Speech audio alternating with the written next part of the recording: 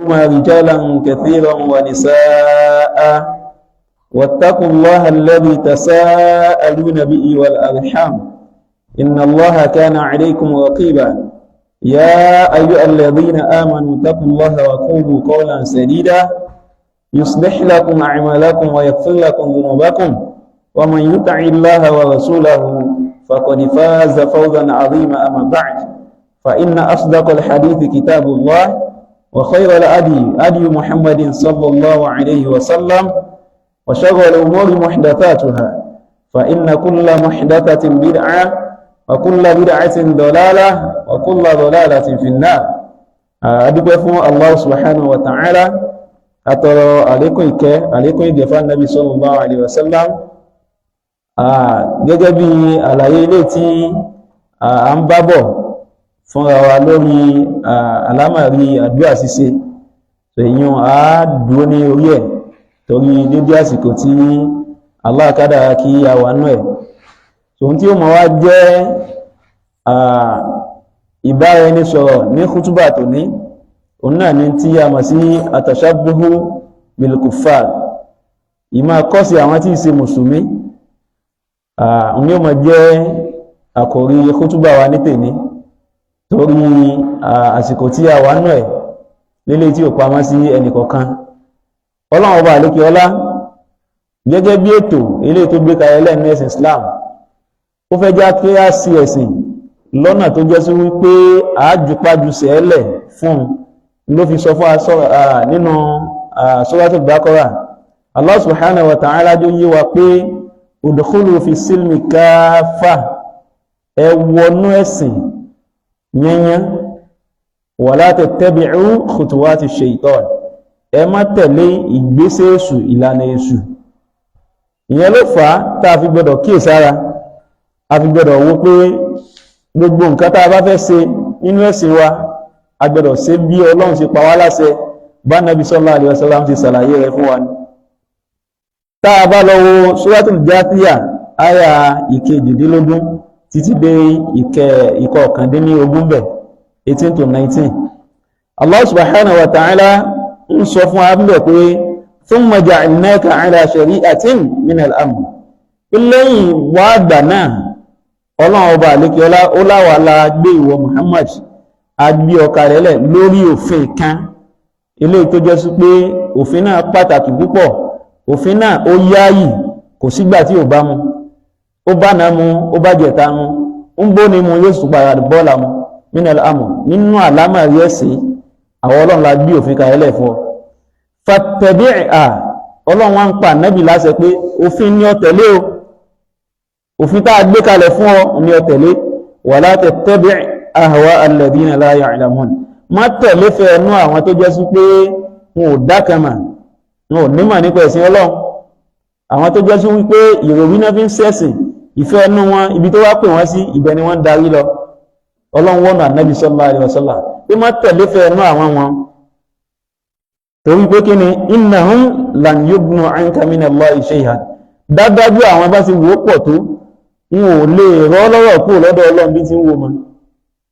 tó bá tẹ̀lé fẹ́ ẹnu wọn tọwọ́ Ọlọ́run bá bọ̀ tọ́lọ́run ló fẹ́ fi àjíọ́ kò sí nǹkan tí wọ́n lè ṣe tí wọ́n fi gbà ọ́lẹ̀ níwájú Ọlọ́run sọ fún Nábì sallallahu alaihi wasallam bẹ́ẹ̀ wa inna adh-dhalimina ba'duhum awliya'u ba'd àmọ́ lọ mọ̀ pé dádájú àwọn tí wọ́n bá jálábòsí àwọn tí wọn ò ṣe ẹ̀sìn Ọlọ́run bọ́lọ́run ti pa wọ́n láṣẹ kan ṣe àwọn ní ọ̀rẹ́ ààyè fún apá kan wọn. Ṣé mọ̀ pé nígbà táwọn àfáà tí wọ́n ń ṣàlàyé pa tí ń jẹ́ ta'rifu dhulm ìtumọ̀ àbòsí ṣíṣe òun náà ni wada'u shay'in fi ghayri mawdi'ihi ní kí èèyàn lọ gbé nǹkan síbi tí ń sáyé rẹ̀ tí ń jábòsí náà nù Ọlọ́run pa ọ́ láṣẹ kọ́ ọ sìn kọ́ ọ máa tẹ̀lé lánàá rẹ̀ kọ́ wá lọ máa ṣe nǹkan míì so ilé iná àbòsí ni. Ọlọ́run bá àlékè lọ́wọ́ ń sọ fún Ànábì pé dádájú àwọn alábòsí apá kan nínú wọn ọ̀rẹ́ ni wọ́n jẹ́ fún apá kan wallahu waliyyul muttaqin ṣùgbọ́n gbogbo ẹni tó bá jẹ́ olùpáyà Ọlọ́run ni ọ̀rẹ́ ayò títí wọn Ọlọ́run ni agbọ̀rọ̀dún tí wọn Ọlọ́run ni alámójútó títí wọn dáwọn tó bá jẹ́ olùpáyà Ọlọ́run. Ìyẹn la fi gbọ́dọ̀ kíyèsára pé gbogbo àwọn tá a bá ń jẹ́ mùsùlùmí lápapọ̀ ká lọ mọ̀ pé dájú Islam tọ́lọ́run fi rán Ànábì sallallahu alaihi wasallam sí wa yìí Ọlọ́run ò ní gba nǹkan míì nídẹ̀yìn Islam lọ́wọ́ wa ìyẹn ni tọ́lọ́run wà lékẹ́ láńjẹ́ yíya pé inna ad-dina 'inda Allahi al-Islam dájúdájú ẹ̀sìn lọ́dọ̀ Ọlọ́run ẹ̀sìn lè pọ̀ lọ́dọ̀ àwọn èèyàn oríṣiríṣi lẹ́sìn lọ́dọ̀ àwọn èèyàn lódodo àmọ́ Ọlọ́run tó ṣẹ̀dá èmi tó ṣẹ̀dá àwọ dájúdájú tí ń jẹ́ ẹ̀sìn lọ́dọ̀ Ọlọ́run al-Islam náà ní Islam Ọlọ́run wá ní faman yabtaghi ghayra al-Islam dinan ẹnikẹ́ni tó wá lọ mú nǹkan míì wá lẹ́sìn tí fi ń jọ́sìn fọ́lọ́run tó bá yàtọ̀ sí Islam falan yuqbala minhu Ọlọ́run ní gbà lọ́wọ́ irú ẹni bẹ́ẹ̀ wa huwa fil akhirati minal khasirin irú ẹni yẹn tó bá dá kìyàmà yóò mọ̀ bẹ́nu ẹni tí ó ṣòfò kọ́lọ́n kó mọ́sá ìlàwá kó ń bi ilé níbi ìkọ́sí àwọn kèfèrí níbi tọ́lọ́ngàn ò pè wá lọ síbẹ̀ tí ò fẹ́ jẹ́ ká tiẹ̀ kọ́sí wọn bí ti ń wo mọ́ àyà eléyìí tí tún bẹ́ nà Suratu Al-Baqara àyà 149 dé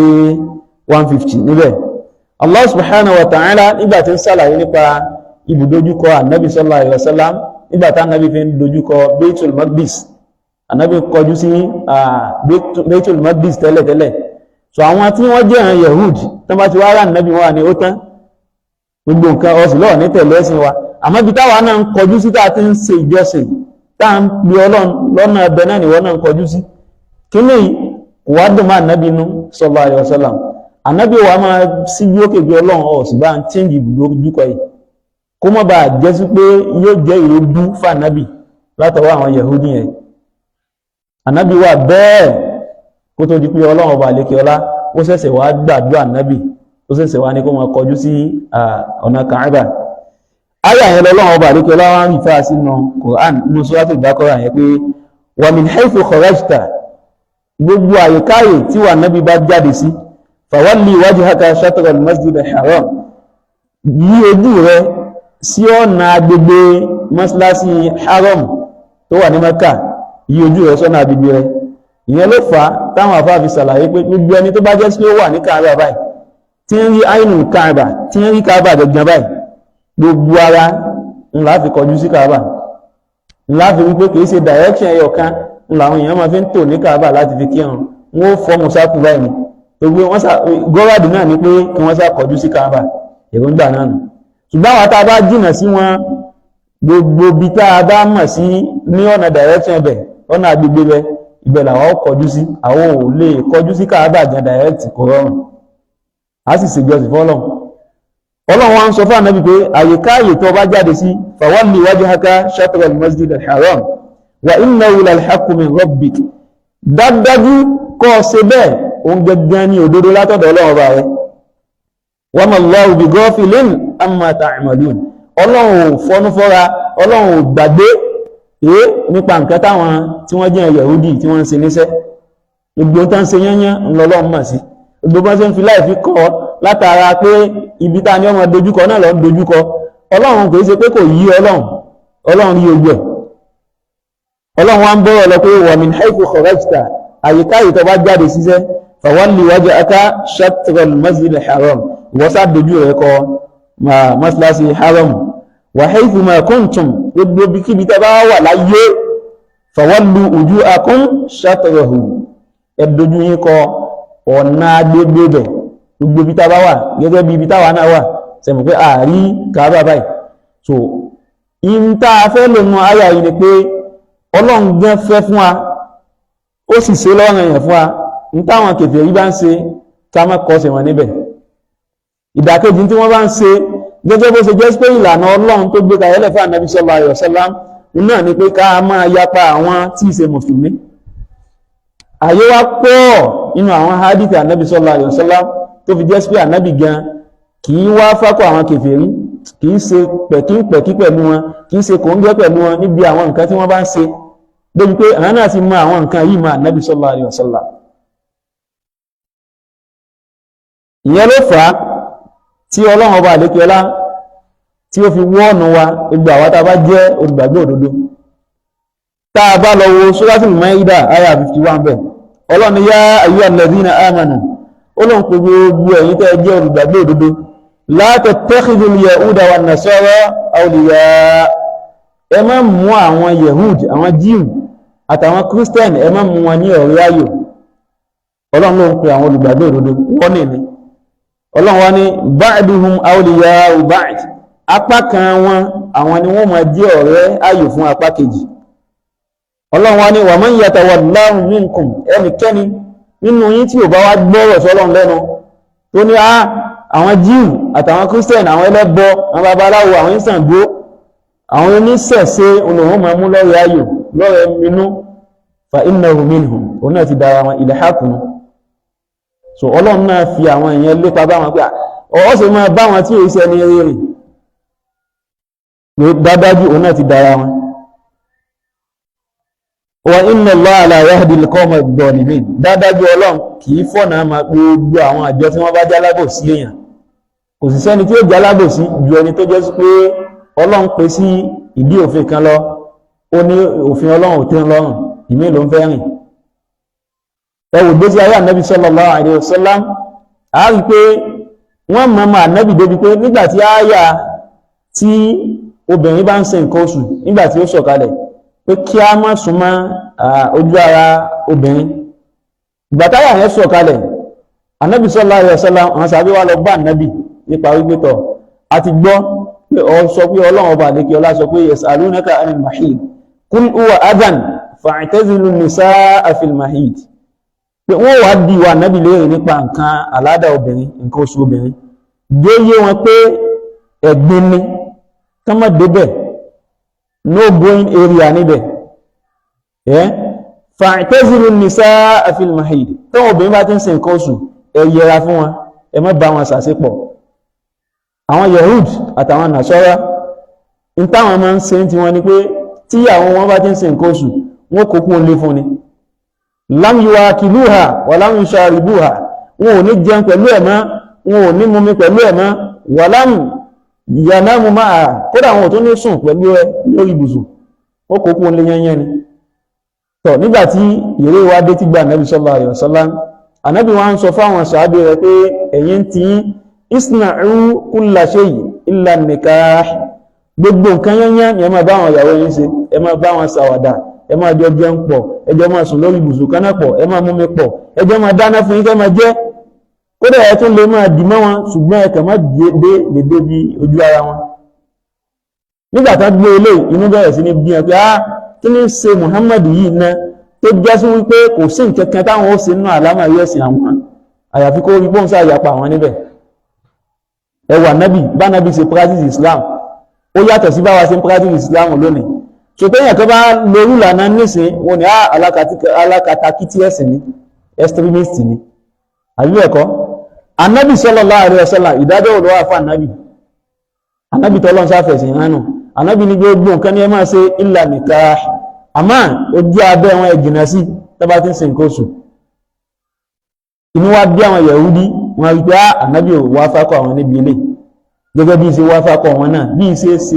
pẹ̀kí pẹ̀lú wọn níbi ọ̀pọ̀lọpọ̀ nínú àwọn nǹkan tó jẹ́ ìjọsìn wọn.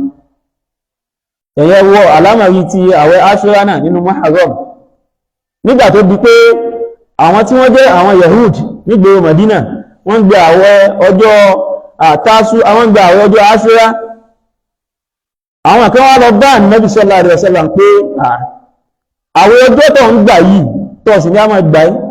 àwọn Yahudi máa ń gbé ọjọ́ náà tóbi. Ànábì wa ni ẹ wá o,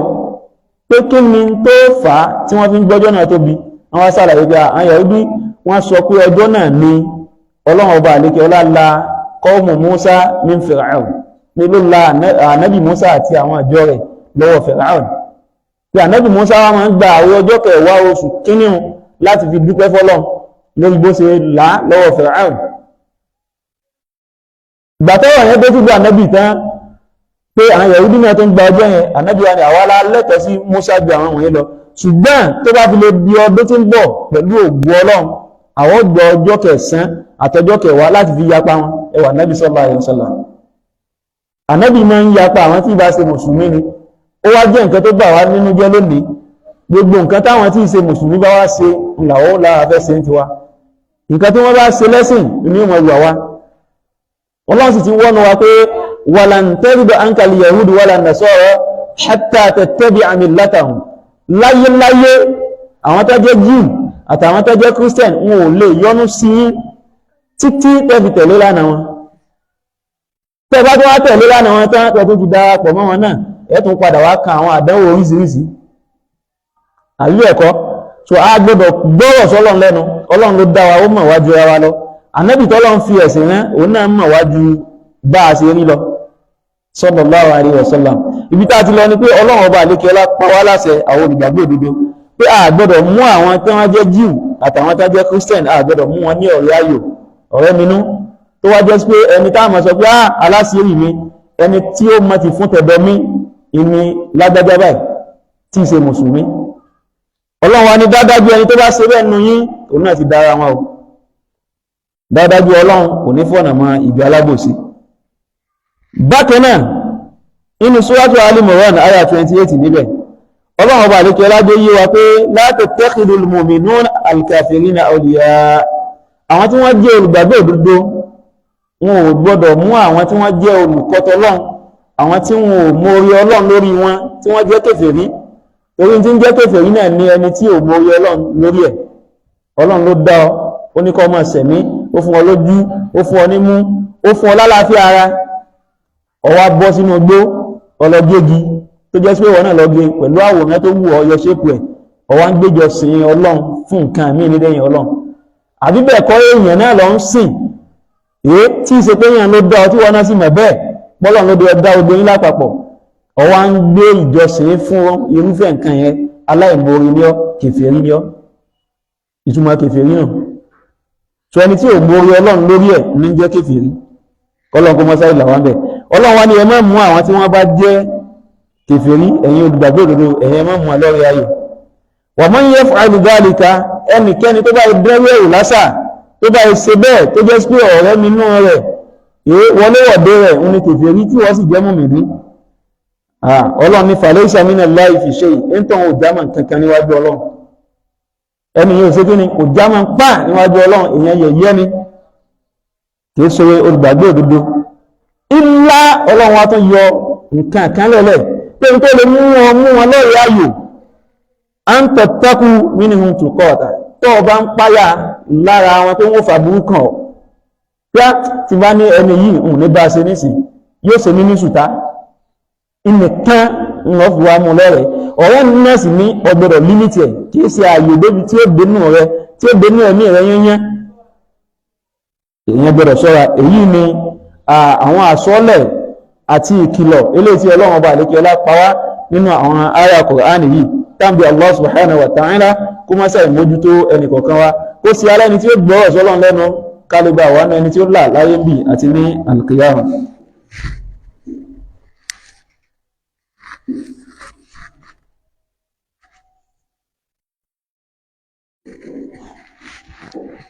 Alhamdulillah ثم الصلاة والسلام الأتمان الأكملان على رسول الله وعلى آله وصحبه أهل الله adúpẹ́ fún Allah subhanahu wa ta'ala àtọrọ àlékún ìjẹfà nàbí sallallahu alaihi wasallam gẹ́gẹ́ bí àlàyé eré tí a ń síbọ̀ fúnra wa nípa wípé kò í ṣe nǹkan tó pamọ́ sẹ́nìkọ̀ọ̀kan wa pé inú oṣù tá a wà yìí oṣù eléyìí tó jẹ́ sí pé gbogbo ẹni tí ó bá mọ tí ń ṣe nínú ẹ̀sìn rẹ̀ tó jẹ́ mùsùlùmí ó gbọ́dọ̀ mọ kí ni tọ́lọ̀ torí ẹ̀ dá wa sáyé. Ọ̀pọ̀lọpọ̀ àwọn ìyá ọ̀pọ̀lọpọ̀ àwọn bàbá wọ́n kàn máa ń ka ááyà lẹ́nu ni wọn ò mọ pàápàá tó kó sínú nítumọ̀. Ẹ̀mọ̀ pé ọ̀pọ̀lọpọ̀ ẹlòmíì ó mọ kul ya ayyuhal kafirun níparí rẹ̀ tí wọ́n sọ pé lakum dinukum waliya din àìbẹ̀ẹ̀kọ́ ya ẹ̀sìn tí kó máa jẹ́ tí tèmi kó máa jẹ́ tèmi. Ọ̀pọ̀lọpọ̀ practice nǹkan yẹn a kàn ń sọ lórí àwọn ni. Ìjọ́ wo làwọn rí tó jẹ́ sí wípé ẹni tí ìṣe mùsùlùmí ẹ̀yin sọdún léyá ẹ̀yin sọdún àwẹ̀ yóò wá máa kí ní kíkí pé ó dénú tí ìṣe pé wọ́n náà tó ń lo kíkíyà ọ̀ láíláí. Wọ́n mú ọdún tí yẹn lọ́tọ̀ wọ́n sì mú ọdún tí yẹn lọ́tọ̀.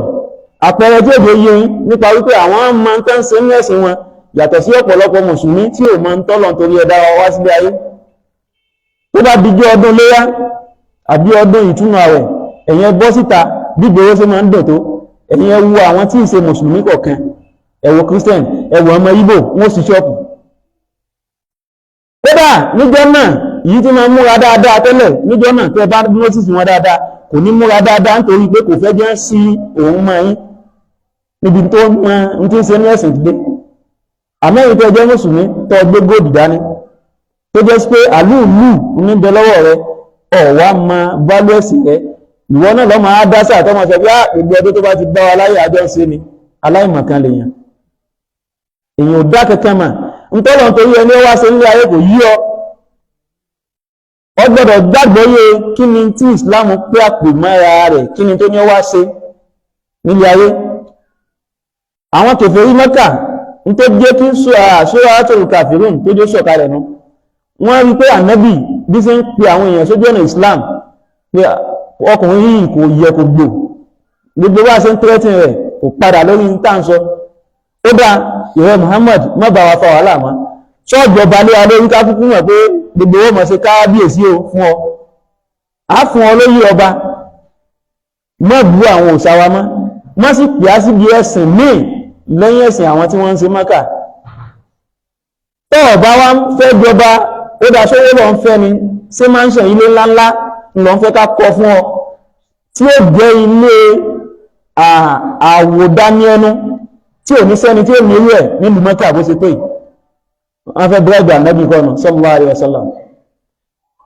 Oríṣiríṣi nǹkan náà wọ́n ń gúrí wọ́rọ̀ ànábì, Ọlọ́run wá sọ fún ànábì sallallahu alaihi wasallam. Sẹ́mọ̀ pé mánú àti iṣẹ́ ìwé táwọn ń tẹ̀lé tó jẹ́ àkọọ́lẹ̀ Islam náà ni Quran àti hadith ànábì sallallahu alaihi wasallam. Ọlọ́run wá sọ fún ànábì pé kúl ya ayyuhal kafirun. Ọlọ́run sọ fún ànábì pé sọ pé mo pẹ̀yìn tẹ́ mọ orí Ọlọ́run lórí yín, ẹ̀yin tẹ́ jẹ́ kèfèrí tọ́lọ̀ ń da yín wálé ayé tẹ́ ń gbéjọsìn fún nǹkan mí nídẹ̀yìn Ọlọ́run. La a'budu ma ta'budun, èmi òun ní sí tẹ́ ń jọ́sìn fún láíláí. Wala antum a'buduna ma a'budu, ẹ̀yin náà ẹ̀sìn tẹ́mi sìn. Wala ana a'budun, èmi tẹ́ ń wò yìí, ànábì tó ń ṣe tàkìrì ẹgbẹ́ èmi tẹ́ ń wò yìí, èmi àná Muhammad yìí, la a'budu ma a'budtum, òun ní sí tẹ́ ń sìn sẹ́. Tó bá fi lè mú ànábì sallallahu alaihi wasallam tó ń ṣe tẹ̀kìláàrù tọ́lọ́ ní kó máa sọ fún òun ní sintánsì, òun ò ní bá participate nínú kẹkẹ nínú ẹ̀sìn wọn. Ó wá fi parí ẹ pé lakum dinukum waliya din, ẹ̀sìn tí kó máa jẹ́ tí tèmi náà kó máa jẹ́ tèmi. Ṣẹ́sì mọ̀ pé Ọlọ́run ti yán pàyàpàyàn pé ẹnikẹ́ni tó bá fi lè mú nǹkan ẹ̀mí ìwá lẹ́sìn tó bá di jálì kìámẹ̀ ẹ̀ńtọ̀ ní bọ́lọ̀ dáadáa nínú ẹni òfò ní wà. So àwọn mùsùlùmí agbọ́dọ̀ kíyèsára gbogbo àwọn nǹkan tí ń jí ọdún Ọlọ́run ọba àlékẹ́lá ó ti ṣàlàyé rẹ̀ fún Ànábì sallallahu alaihi wasallam fún wa. Ọdún méjì náà lá ní nígbòógì eléyìí tí máa ń rìpítì ara wọn nínú Islam lẹ́ẹ̀mejì lọ́dún. Ìkẹta náà ni ọjọ́ òní tó ń ṣe ọjọ́ Júmọ̀, ọdún ọ̀sọ̀ọ̀sẹ̀ nu. Yìí náà ṣẹlẹ̀ lójú ayé Ànábì sallallahu alaihi wasallam nígbà tí Ànábì dé sí ìlú Madina, àdìsí Anas ọmọ Malik. Ànábì dé sí Madina, àwọn ará Madina ní ọjọ́ méjì tí wọ́n máa fi ń ṣayẹyẹ, wọ́n máa fi ń ṣeré, wọ́n máa fi ń sọjọ́ ọ̀dọ̀nà. Ànábì wá bí ẹlẹ́rẹ̀ pé kí lọ́jọ́ méjì yìí kí ni tẹ́ máa fi ń ṣe? Wọ́n ní ọjọ́ méjì àwọn máa fi ń ṣeré ni, wọ́n máa fi ń dún àwọn nú. Ànábì wá sọ fún wọn pé qad abdalallahu bihima khayran minhuma, Ọlọ́run ti fi pààrọ̀ èyí tó lóore ojú méjì lọ. Kí wá lọ́dún méjì náà ni Idul Fitri wa Idul Adha, ọjọ́ ọdún ìtúnu àwẹ̀ àti tiléyá. A gbọ́dọ̀ gba tító pẹ̀lú ẹ̀. Ẹni tó bá jẹ́ mùsùlùmí òdodo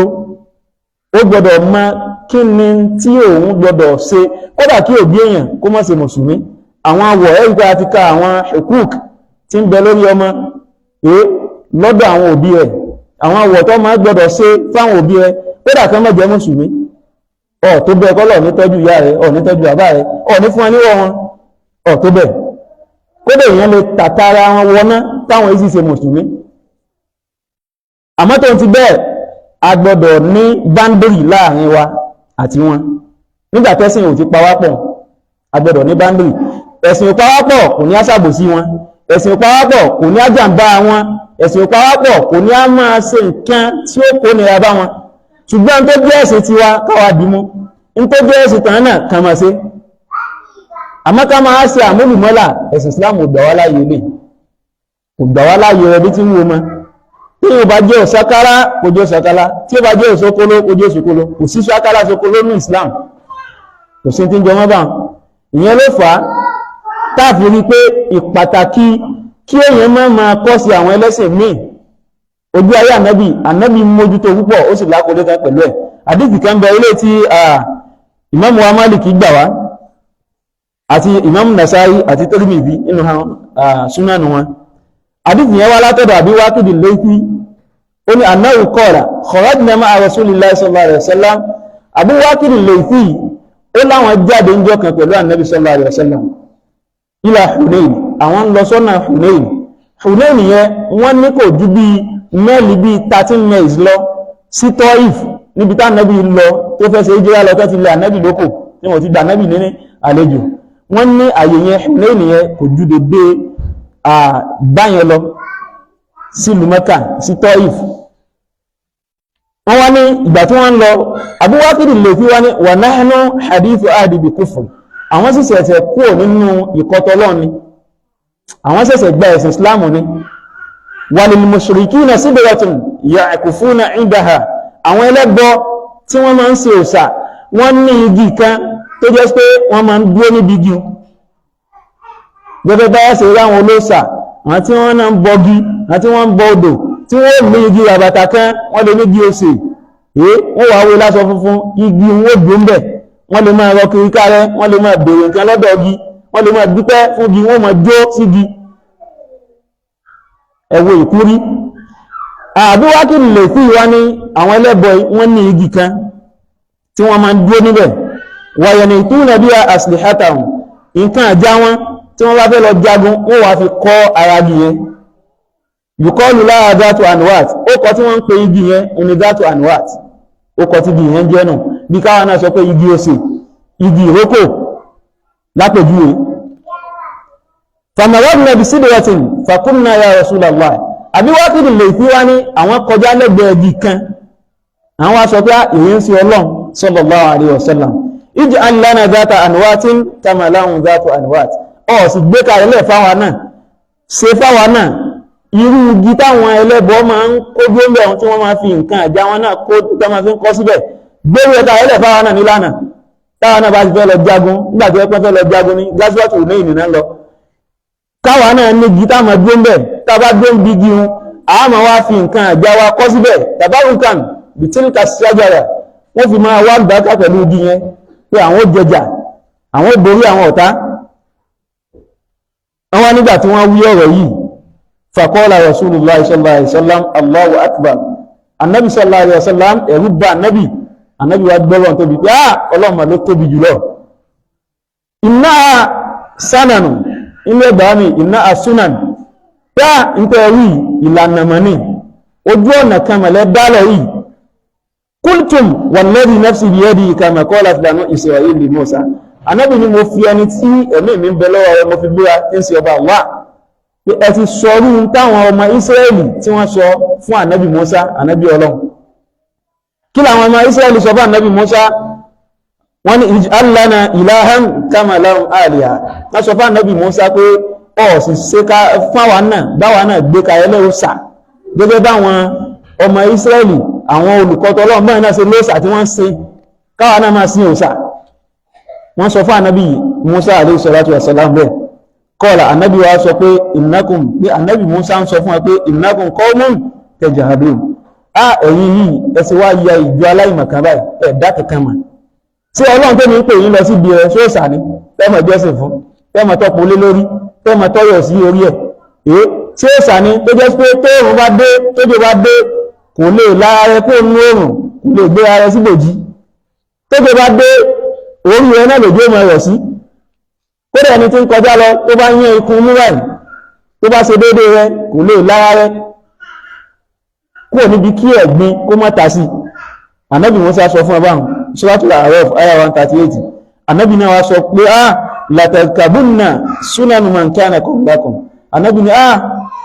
ẹ̀ sì máa ṣe àwọn ìlànà àwọn tó ti síwájú yín ẹ̀ máa dán wò lásà ìlànà àwọn tó ti ṣáájú yín ní ó máa wù yín Ànábì sallallahu alaihi wasallam sọ fún ọba nínú lájú gbólóhùn tí Imam Tirmidhi oní latattabunna sunnata man kana qablakum ìlànà àwọn tó ṣáájú yín inú ọmọ wùmí ìyẹn ló fà á tí Abu Sa'id al-Khudri radiyallahu anhu tó fi gba hadith wá látọ̀dọ̀ Nabi sallallahu alaihi wasallam abadith náà ní Bukhari àti Muslim ó lá Nabi sallallahu alaihi wasallam sọ pé latattabi'unna sanana man kana qablakum Ànábì ní ní yé máa tẹ̀lé ìlànà àwọn tí wọ́n ti wá síwájú yín ìlànà àwọn tó ti wá síwájú yín ní máa wù yín tẹ́ máa tẹ̀lé hadwal kuzzati bil kuzza bí dédé ìgbésẹ̀ kan sí kan tí wọ́n bá ti ń gbé fútù kọ́bá ẹ̀yin náà máa gbé tí wọ́n bá ti ń gbé gbésẹ̀ kan ẹ̀yin náà máa gbé gbésẹ̀ tí ò bá rí bẹ́ẹ̀ ẹ̀yin ẹ wò kí ni ọmọ mùsùlùmí kí ló wá débi pé mùsùlùmí ni wọ́n ní kí ló kọ̀ ọ́ ní àbùsọ́mọ̀dì ló kọ̀ mí òun náà wá gbé kọ́ọ̀sì sáyà kí lọmọ mùsùlùmí wá débẹ̀ kí lọmọ mùsùlùmí wá débi pé ń di irun sórí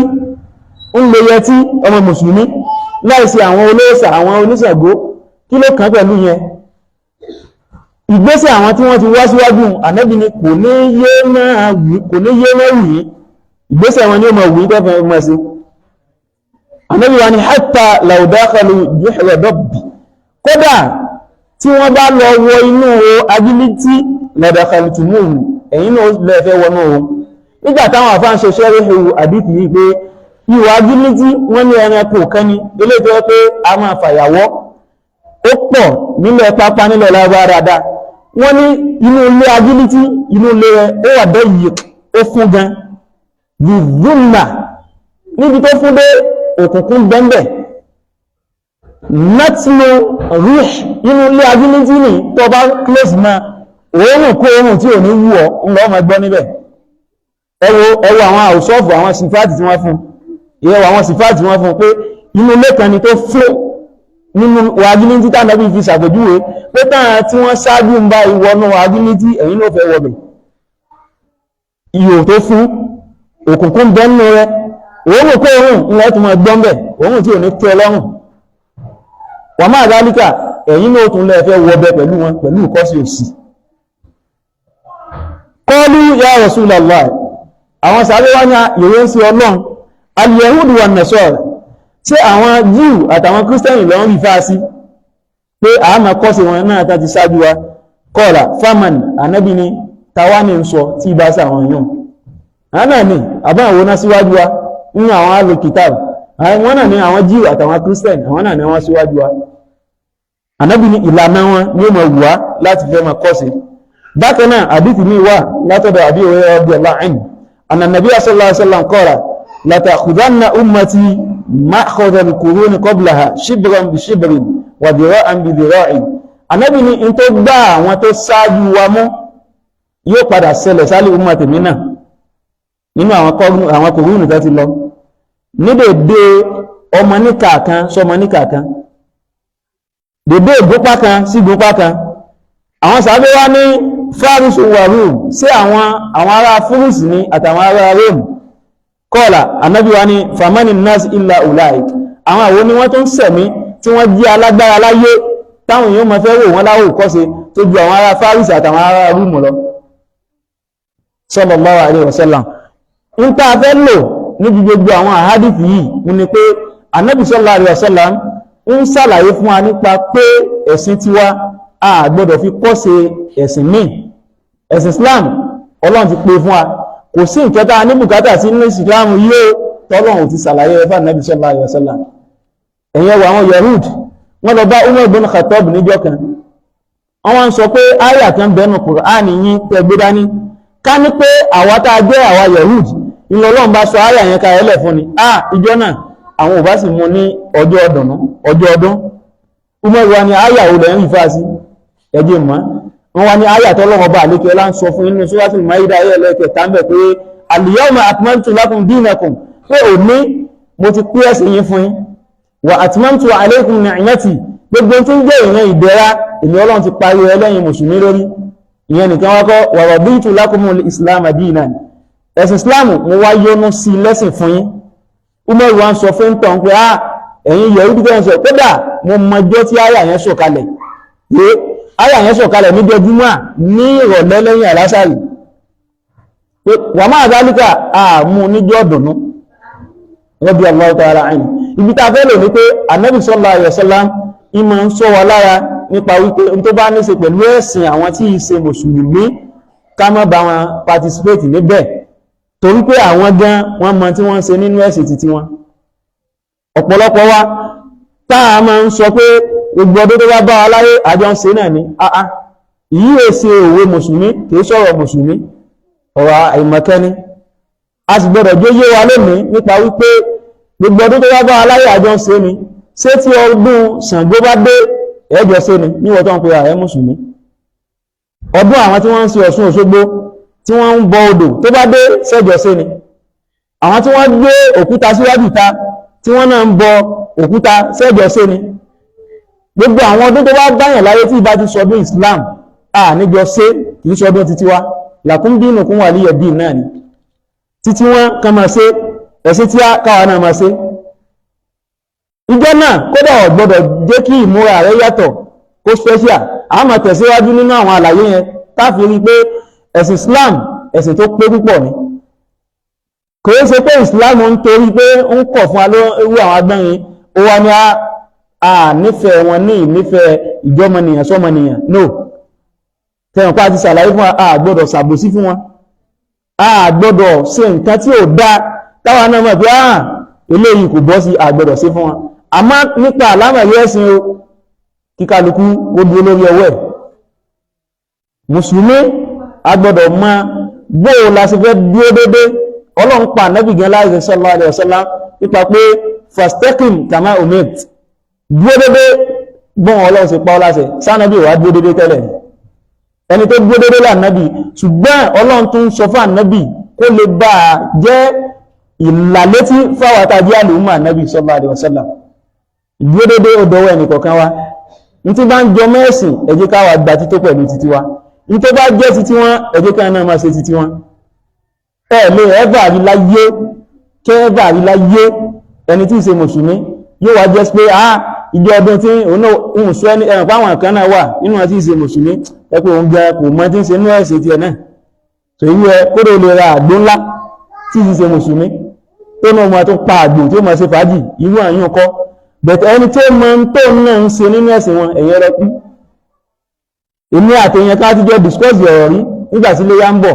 ẹnìyàn wá jẹ́ bí ara lecturer poli ni. So wọ́n ń sọ pé ó fẹ́ fún mi lówó kan náà ni wọ́n ń sọ pé owó tó ń fún yín o ẹ má fi ẹran o. Mo ní ẹgbẹ́ owó tèmi ní ìwọ́ ní kí má fi ẹran bẹ̀. Ọdún bọ̀ náà ni gbogbo tó bá lè mọ́ ọdún náà láàfin owó rà. Ó bá ní torí pé ẹran tí ẹ̀ ń pa níjọ́ ọdún léyà ẹbọ lẹ́ ń ṣe ń sọ fún abáhùn. Wọ́n ní yẹ́sà ọ̀nà owó ló fi gbàgbé bọ. Wọ́n ní pé sáwọ̀ rí pé àwa ń rúbọ fún ẹ̀mí ẹ̀rí. Ó ní ẹ̀mí ẹ̀rí akẹ́ ń bí ẹran fún ẹ̀mí ẹ̀rí. Mo ní tó bá jẹ́ sígbà mi ṣe mọ̀ pé ẹ̀yin náà mọ̀ pé àwọn nǹkan kan wà pẹ́pẹ́ ẹ̀rí àmọ́ ẹ gbà pé nǹkan yẹn exist. Mo ti mọ ibi tí ń lọ. Ó wá ní àìmọye nǹkan tó yẹ pé lóòrùgbò ó wà àmẹ́yàn believe àmọ́ kìí ṣe orí títí yẹn ẹ má wọ̀ lọ síbẹ̀. Yẹ́sà ẹ gbà pé ẹni látàì náà àbẹ́ gbà pé ẹni látàì ní ẹni látàì ẹ fi látàì yín hàn mí. Ẹ gbà pé ẹlẹ́mìí eré ẹfẹ̀ mi yín hàn mí kí n rí ẹ̀mí yín báyìí. So ó ti wá rí pé ó dáyìn pé lè yí òun tó mọ́ tí ń ṣe nípa nǹkan tí ń sọ sẹ́yìn pé kò sáyà àfáyà àfàdìtì kẹ́kẹ́ ṣùgbọ́n èdè tó gbé wà ìgbà tí padà wá bọ́ọ̀sì bẹ́ẹ̀rẹ̀ yẹnyẹn wọ́n ni tọ́ nítẹ́ ẹ̀ṣọ́ yìí nínú àkọọ́lẹ̀ tó sì wà nínú òwe tí náà wọ́n ni pé Ábúráhámù bàbá àgbàgbọ́ òun lẹni tí ó kọ́kọ́ ṣerú ìlànà lórílẹ̀ ayé nígbà tó lọ ń pa láṣẹ pé kó mú àlá rẹ̀ tó lá kó mú ṣẹ lórí ọmọ rẹ̀ Ismail tó jẹ́ Ad-Dabih. Nígbà tó lọ́wọ́ sì fẹ́ jẹ́ kí ó fi ọmọ rẹ̀ pa tó fẹ́ ṣàánú rẹ̀ parí nígbà tó ti mú àṣẹ Ọlọ́run ṣẹ Ọlọ́run ó ní fafadaynahu bidhibhin adhim. Ọlọ́run wá láà fi jìrọ̀ fún àgbò tó tóbi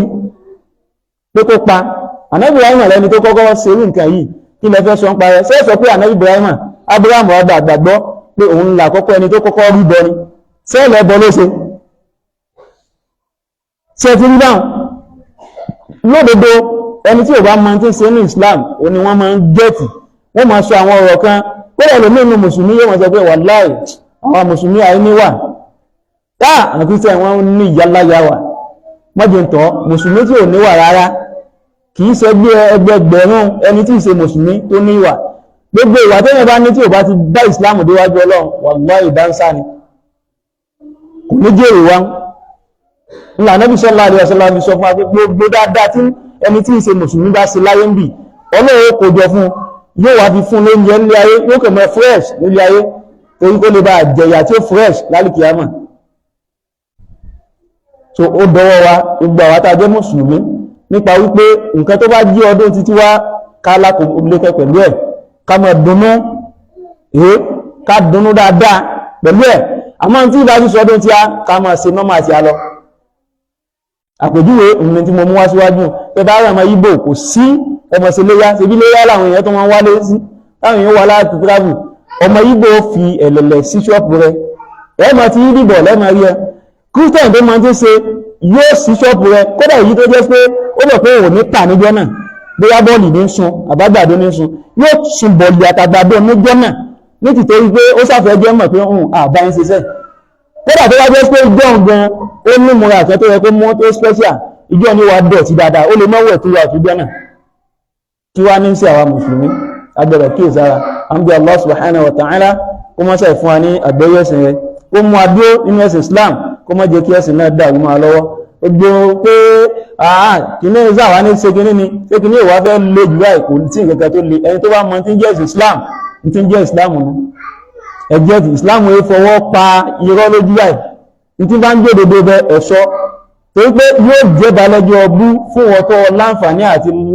láìtì àwọn èèyàn láti ṣàlàyé fáwọn èèyàn pé ń bá ìlọ́nà tó wá fi pamọ́ nítorí pé bóyá tó máa sọ lẹ́nu bí irú kí wá ní sọ yìí yóò jẹ́ balẹ̀jọ́ bú fún ọ látàrí ń bì kó tó di jọ́ àlùkìyàmà tàbí Allah subhanahu wa ta'ala kó mọ́sá wà pẹ̀lú ẹnì kọ̀ọ̀kan wa àlékún àgbóyẹ̀sìn àlékún istiqama kọ́lọ́n kó mọ́sá ìjogún ẹfẹ́ ní kọ̀ọ̀kan wa àlékún ìdúródédé nínú ẹ̀sìn kọ́lọ́n kó sì fẹ́ ní kọ̀ọ̀kan wa orílẹ̀-èdè wa Nàìjíríà Ọlọ́run dákun má jẹ́ ó dàrú ìlú ẹnì kọ̀ọ̀kan wa Ọlọ́run kó fi alọ́kàn balẹ̀ ń bẹ̀ iṣẹ́ ẹ̀sìn ẹnì kọ̀ọ̀kan wa Ọlọ́run dákun má jẹ́ ó dìṣẹ́ gbogbo tí ń dùn mẹ́nì kọ̀ọ̀kan wa Ọlọ́run má sọ dìbànújẹ́ èyí tí wọ́n ń bà wá nínú jẹ́ táàlé bẹ́ẹ̀nì kankan sọ àfọlọ́run Ọlọ́run dákun má ṣàì sọ dìdùn fún wa gbogbo tó fún ẹnì kọ̀ọ̀kan wa lọ́mọ Ọlọ́run dákun má ṣàì sin ọlọ́mọ alálùbáríkà ọmọ tí ó wúlò fún Islam tí ó wúlò fún àwùjọ Ọlọ́run dákun má ṣàì jogún ẹfẹ́ ní kọ̀ọ̀kan wa èyí tó ti fún wa Ọlọ́run dákun má lù ọ̀pá Ọlọ́run dákun má lù ọ̀pá òbí ẹnì kọ̀ọ̀kan wa àwọn tán bẹ láyé nu wọn Ọlọ́run dákun má ṣàì bá wa ṣe wọ́n ní pẹ̀lẹ́pẹ̀lẹ́ jẹ́ ká ńlá túbọ̀ tán dáadáa jẹ́ káwa náà lè ṣe ọmọ dáadáa fún wọn ká lè ṣètọ́jú wọn dáadáa ọlá ìpín méjì rẹ̀ Ọlọ́run gbogbo àwọn tí wọ́n ti bọ́ sálùkì àmọ́ náà àwọn òkú mùsùlùmí Ọlọ́run dákun bá foríjì wọn tí wọ́n bá ń bẹ́ẹ̀ nù kẹ́ bá ṣàlékún ìkẹ́ wọn tálámà rí wọ́n bá kú díẹ̀ káà tó bá mójúkò fún wọn ọlá ìpín méjì rẹ̀ Ọlọ́run ogun tán wà nílé ìwòsàn bá ṣàlékún àlàáfíà ara fún wọn àwọn táwa náà di tí a kiri má da dùbúlẹ̀ ẹ̀sìn Ọlọ́run dákun má da dùbúlẹ̀ ẹ̀sìn aqulu qawli hadha astaghfirullaha li wa lakum qumu ila salati yarhamukumullah.